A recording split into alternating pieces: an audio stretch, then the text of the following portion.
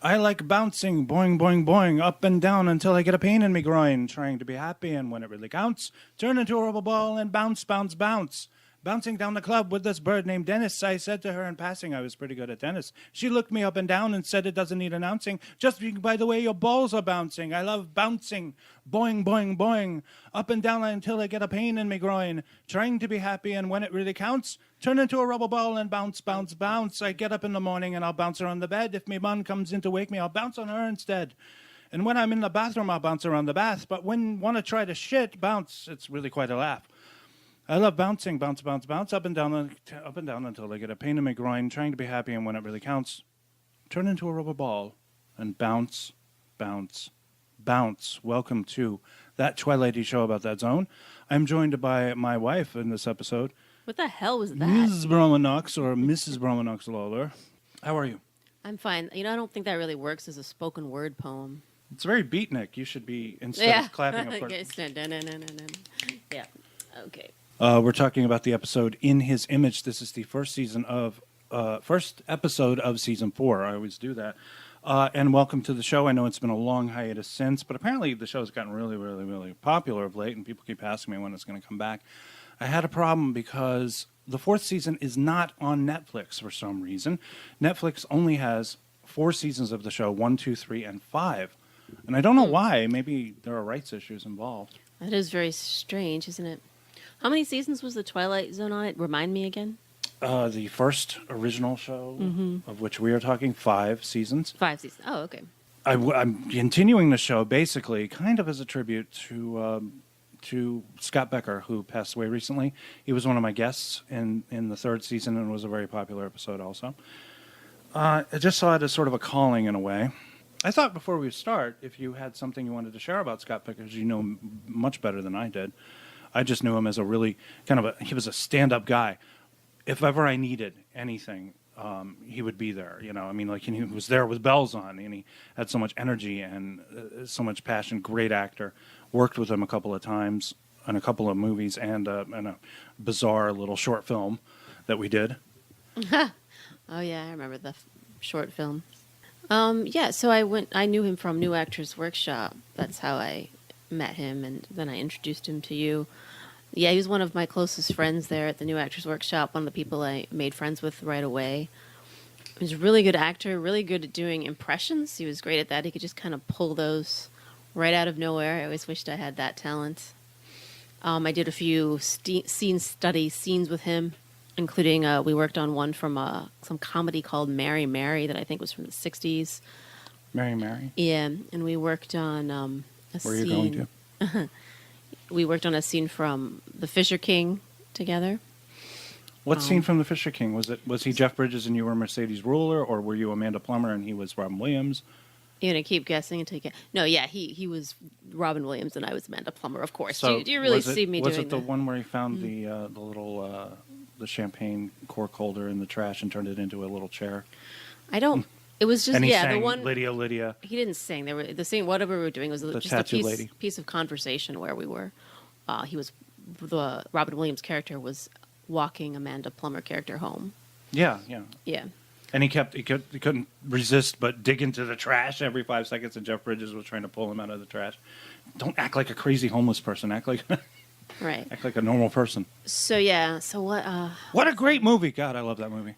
One thing I remember, our group, our New Actors Workshop, our whole class went on a retreat to someplace outdoors in New Jersey, and we were all sort of hanging out. There was like a campfire. Yeah, you have pictures. And him and our other friend Shay Ryan, they both had acoustic guitars, and they were like sitting there playing all these classic rock songs on the guitar. And now I'm going to have to dig up the photo because there's a photo of you guys with their guitars. Mm-hmm. And I remained friends with him for many years after the New Actors Workshop days ended.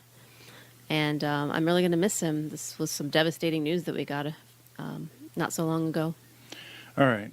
So we're talking about In His Image, written by Charles Beaumont from a short story he wrote. I read the original story, too. Directed by Perry Lafferty. Perry Lafferty is a name I've seen in television directing in the 70s. Crime drama, stuff like, I don't know, Rockford Files, Starsky and Hutch, Streets of San Francisco, that kind of stuff. So we start off with a guy and his girl. Well, actually, first we start off with a very disturbing beginning. We're in a New York City, I guess, subway station.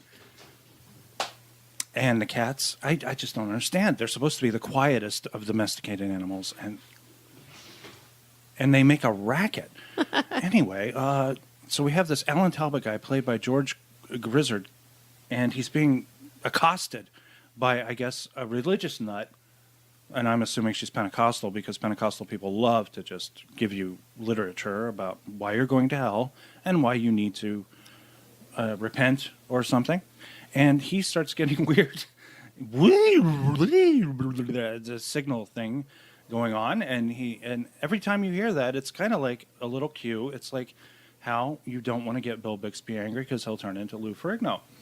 Especially with this episode, because he has these insanely violent impulses that happen to him. And what does he do? What does he do when confronted with this woman? He pushes her in front of the subway. Yeah. Oh, the devil means to have you, mister, but I won't let him. I'll fight with you and we'll win. Listen to me, mister. It's salvation I'm talking about. No, no, no!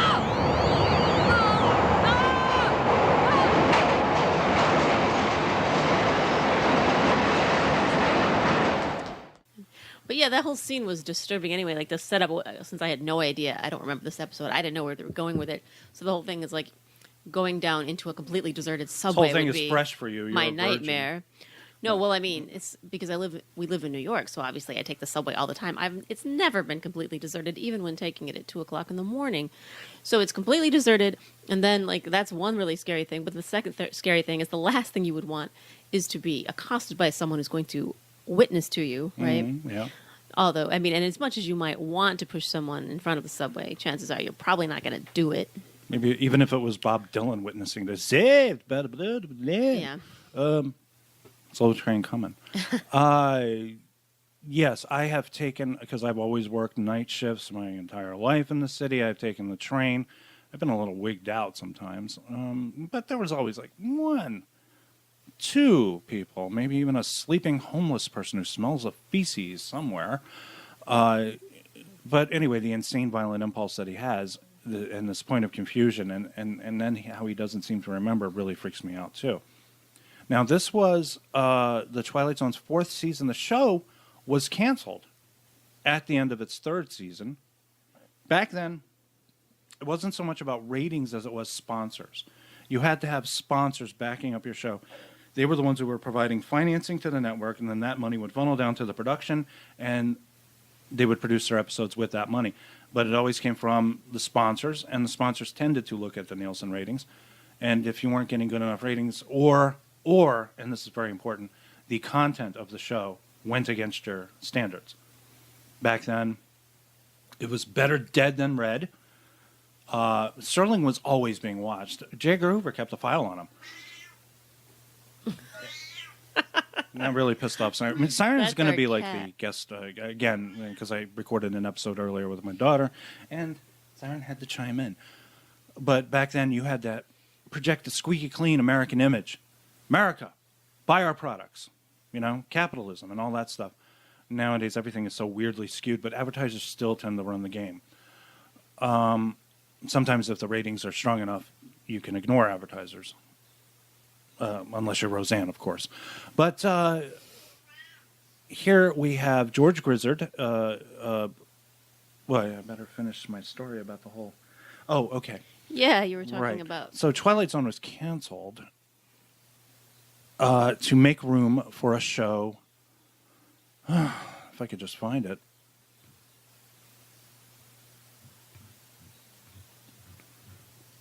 Can I find it? Let me just get this information here. It's a good thing I edit. Shut up, honey. Okay.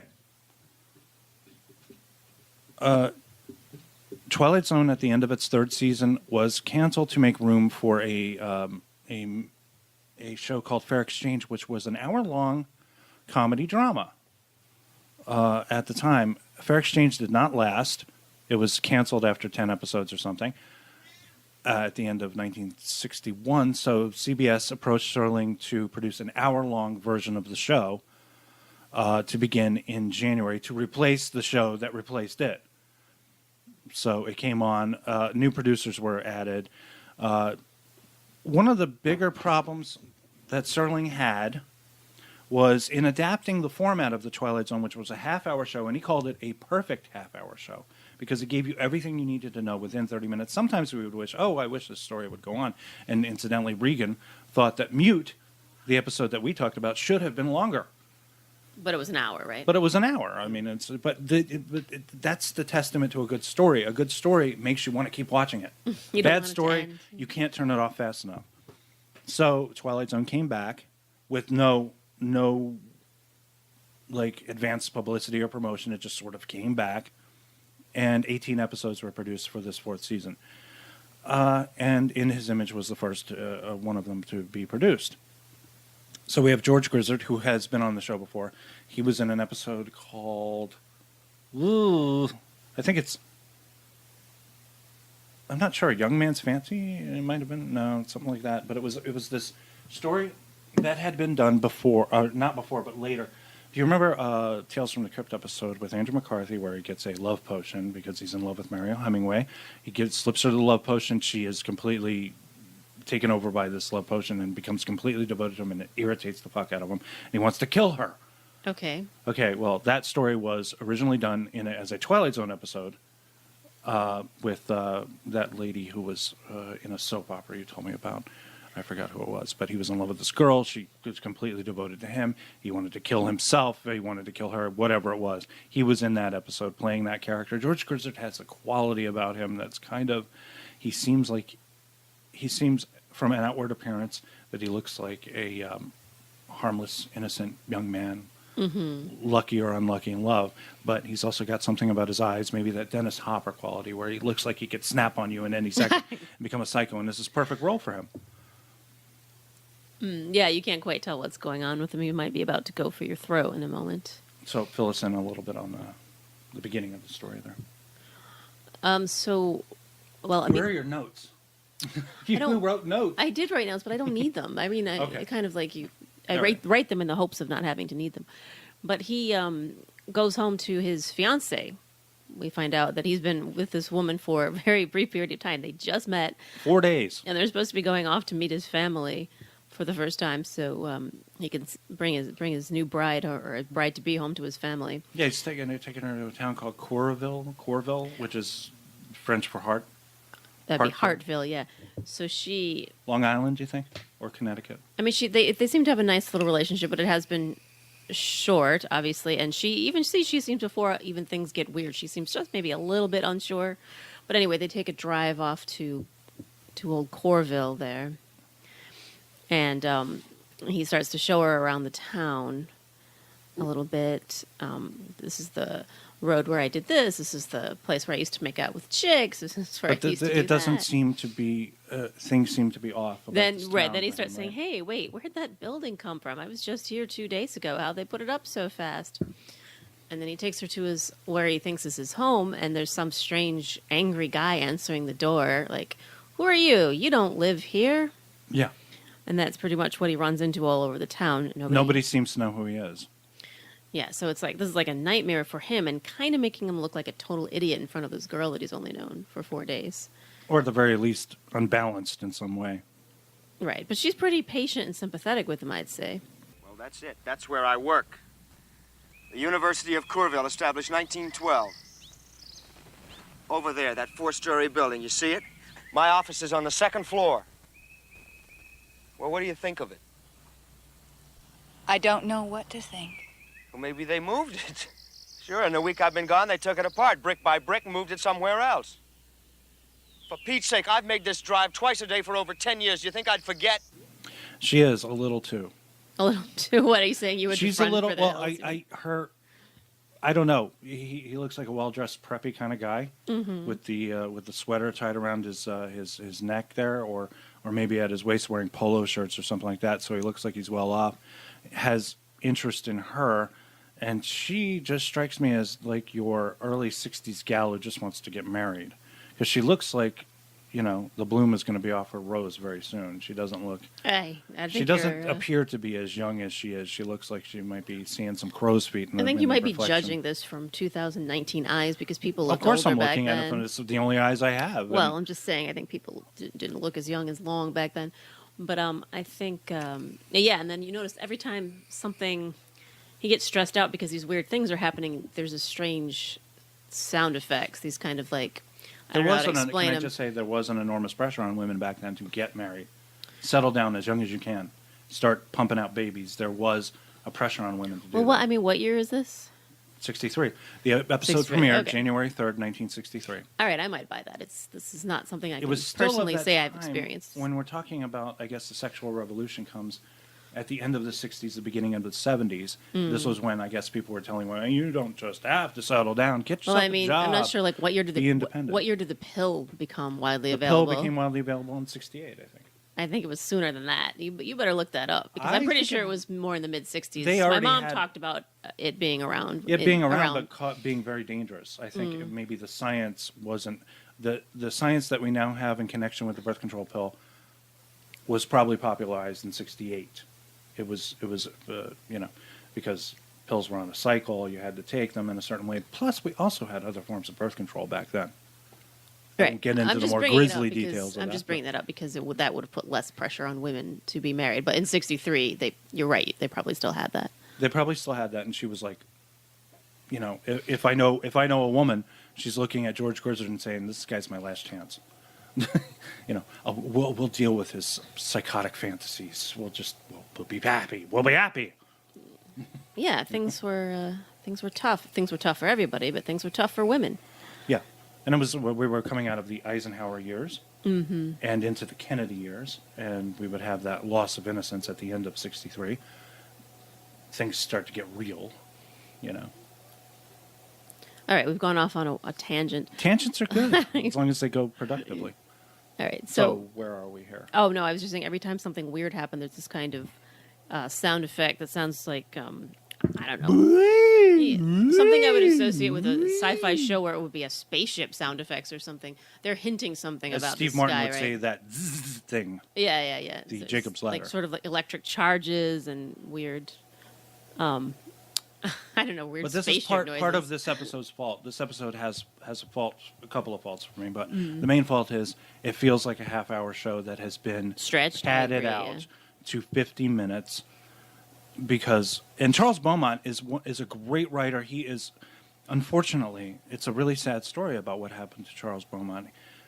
He was a young man, and he was starting to deteriorate from the effects of what might have been a combination of Alzheimer's and Parkinson's disease. He began to lose his memory. He was a very young man by the comparison of the time. So a lot of his he wrote short stories, and he provided a lot of material for the Twilight Zone. He was one of their more prolific writers.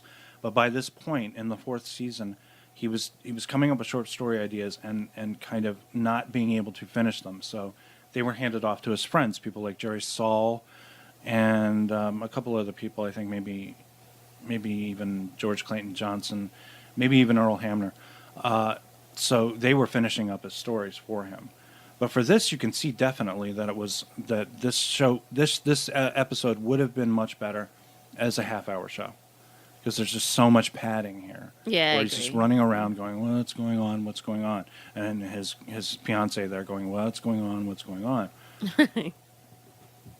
So they visit the cemetery. The trip to the old cemetery. Right, as you do when you don't really know what's going on. Remember our first date? We were dating. We went to the we cemetery. totally went to the We just cemetery. took a night walk with a couple of flashlights around the cemetery. We were looking for rings. We were looking for pieces of jewelry. These are the things Right. you do when you're courting. Yeah. So they go to the cemetery and he sees a couple of names that upset him. He sees Walter Boyd's name. Walter Ryder? No, it was Ryder, sorry. Ryder. Boyd. Walter Ryder I'm making Sr. stuff up, yeah. Walter Ryder Sr. And I don't know, he gets very distressed and then the cops come and, and tell What's him going to on get out here, of town, boy? basically, yeah. Looks like we got us a Yankee troublemaker over here. For some reason, the name Ryder triggers something in him. Yeah. I don't know. He winds up at the home of Walter Ryder, I guess Walter Ryder Jr. Sorry, I was a bit fuzzy on how he figured this out, but yeah, he goes to Walter Ryder Jr.'s house, and Walter Ryder Jr. happens to look very familiar. Well, okay, I before can't- we get into that, Oh, okay. where were you thinking this story was going to go? 'Cause this is your first time watching that episode. I've seen it a million times, but where were you thinking this story was going to go? I don't know if I didn't really try to interpret it. Obviously, actually, I thought maybe it was some kind of weird time travel thing. Oh, Although there wasn't really okay. indication, like, oh, well, all these things are different because he's been swapped into a different time period. But then there was no indication of that. Like, it wasn't like the clothing wasn't out of date or anything. Well, if I could take out a chunk of my brain that already knows the ending of the episode, I would think it was a story of identity theft or something.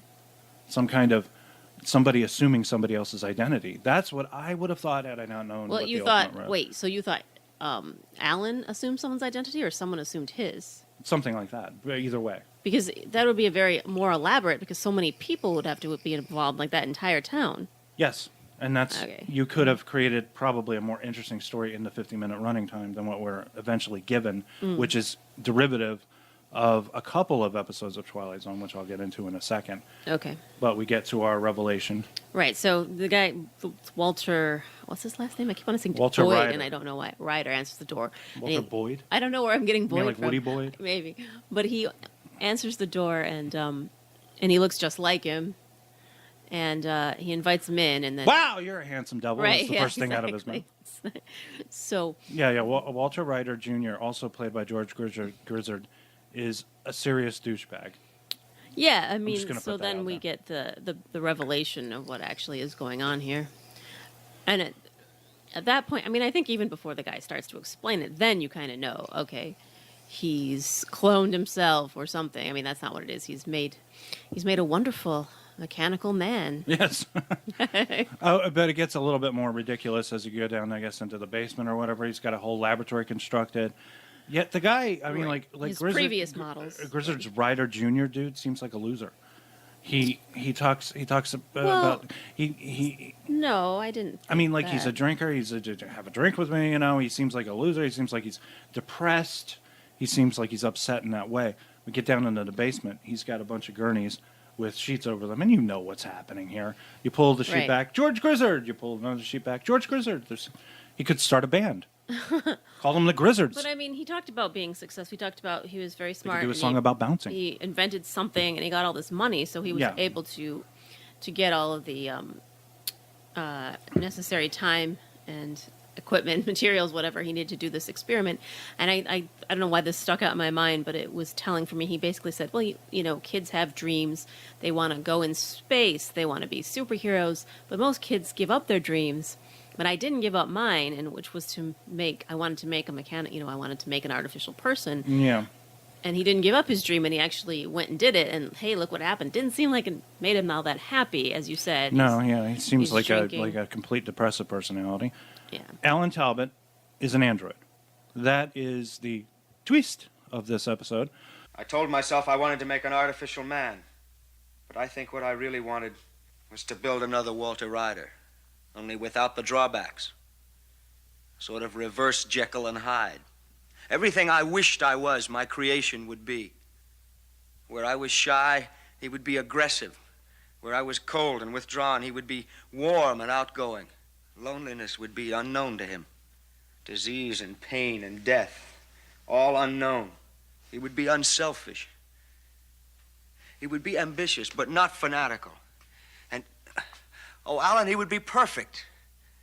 That was my dream, a perfect version of myself. But we've seen this twist before, an episode from the second season starring Inger Stevens that had her not know that she was an android. She has two very old parents who keep her sheltered in this enormous house. They have android servants, which is hilarious and creepy at the same time. She knows they have android servants. She wonders why there are no pictures of her in the family album, and then she totally flips out because she discovers she is, in fact, their android daughter. It's getting into a Blade Runner type thing here. It is. How I could remember- it not know what it is? I remember my good friend Andrew Legank making a joke about how Inger Stevens and Rutger Hauer should get together and get married and give birth to little Roombas. Yeah. So, but here we have Grizzard, and I guess we have a fight. We keep calling him Grizzard. That's the actor. You keep Yeah, referring Grizzard. to, Yeah, so. George Grizzard, Alan Talbot, Walter Ryder Jr. They have a fight. But a lot of the details that Talbot wasn't getting right are the fact that these are bits of memories from another person's life that are shoved into his brain. His own, right. And again, we get into that Phil Dickian territory of you are what makes you alive, what makes you real is the sum of your memories. Mm-hmm. And when we give androids memories, they become more human than They human. become people. Yeah, so he thinks he's a person, he has a life, and he actually goes as far as to meet a woman and fall in love with her. Even though he doesn't really have any of the things that we think of that you need to have emotions like. Well, possibly I don't know, because he's programmed plans. to, but he seems pretty damn normal to me. I mean, he seems... Well, he's probably more normal than the guy that made him. So he's an improvement. Maybe. And then what He's a little more happens sensitive, really, at least. really kind of upsets and pisses me off, the Mm-hmm. ending, which is that they get into a fight and the android loses. And this human, this horrible waste of life and potential and promise, basically just takes over for the android.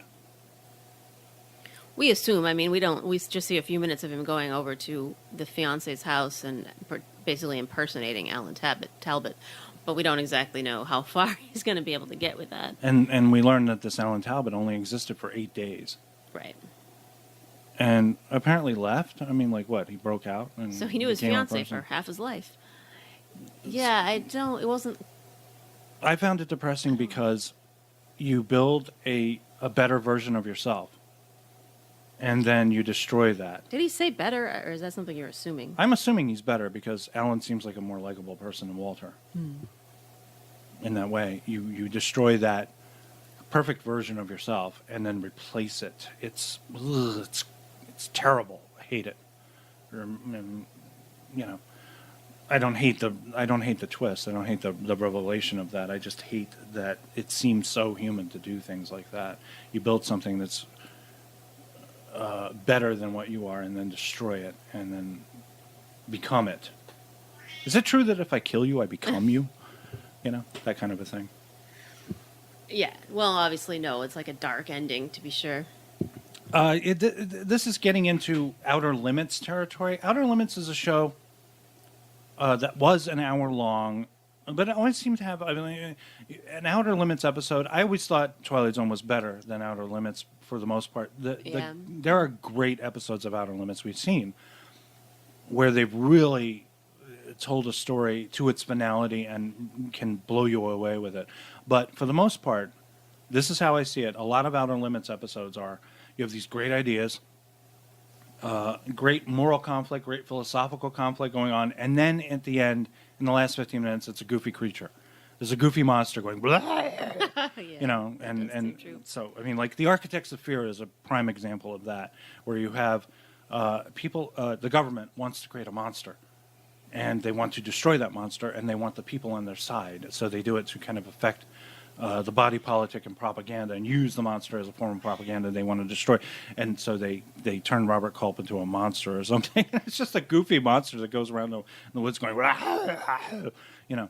So that, but for this is very thoughtful, heady concepts, androids, creation, humanity, and that kind of stuff.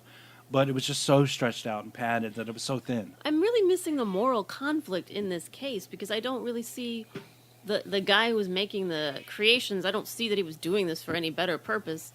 And certainly when he decided to he wasn't doing anything to replace his contribute to own- mankind. Right, replace himself to have a better life as Alan Talbot. That wasn't. There's There's no also- conflict there. He just seems wrong.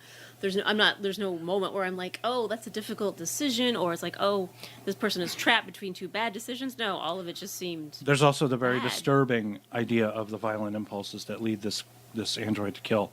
those violent impulses could have been programmed from his human master. There is that. His human I think if master they- may have been violent, may have been the one to do that. If you create an android that's based on you, letter perfect, it also contains your faults. I just rewrote this in my head. Like, what if instead of going that route, they had just had Alan Talbot kill his maker to stop him from continuing to do this horrible experiment that he's doing? Right. That would have been like, oh, that would have been like a moral dilemma, because on the other hand, oh, it's wrong to kill, but on the other hand, the robot creation might have felt that this was a way out, but they didn't go that way. So I don't know what I'm talking about. Like I said, it would have been a better episode had it been in half the running time. It was meant for either the third or fifth seasons, not as the season opener, but they were probably rushing to get all these scripts written. CBS gave them very little time to complete any scripts. There were some very good, incredible standout episodes from the fourth season. This is not one of them, unfortunately. But Yeah, thanks for making me watch it. well, you're going to be alternating. I think you're going to get a really good episode next time. It will be, I believe, Valley of the Shadow. But for this episode, we're done. I want to thank my special guest, Ms. Bronwyn Knox, Mrs. Bronwyn Knox Lawler. Next time I will be discussing the 30 Fathom Grave, and I believe that'll be with Nicole Phelps. Until then, we'll see you. Remember to have your pets spayed or neutered. And my cat is strangely quiet at that. So have a good night, and say good night. Good night. Mother, this is your son. I really don't want to sell the house. No? Well, neither do I.